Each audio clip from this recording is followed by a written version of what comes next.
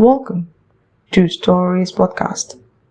Today we are going to read The Elves and the Shoemaker by Jacob Grimm and Wilhelm Grimm, published in 1812. So, get your books or your PDFs and let's begin. Once upon a time, there lived a kind shoemaker and his wife. Times were hard and they became very, very poor. One day, they had only enough leather to make a single pair of shoes. The shoemaker put the leather on his table. "Tomorrow, I will make one last pair of shoes to sell at the market," he said sadly. But a magical thing happened. When the shoemaker woke up, the leather had already been turned into a fancy pair of shoes. "Wow! I will sell these at the market," he said. The shoemaker sold the shoes for a bag of gold. With the gold, he bought more leather. The shoemaker put the leather on his table. The next morning, he found 2 fancy pairs of shoes. "Wow!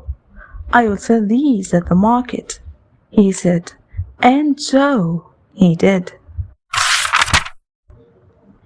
Again, the shoemaker used the gold to buy more leather. He put the leather on the table. The next morning, he found 3 fancy pairs of shoes. Life went on like this for many months. In time, the shoemaker and his wife sold many shoes and became very, very rich. The shoemaker and his wife were happy, but also very curious. Who was making all the fancy shoes? One night, they decided to find out. Instead of going to bed, they hid behind a curtain. When the clock struck midnight, in came 2 little elves. Zippity Zip. They made 100 pairs of the fanciest shoes ever seen.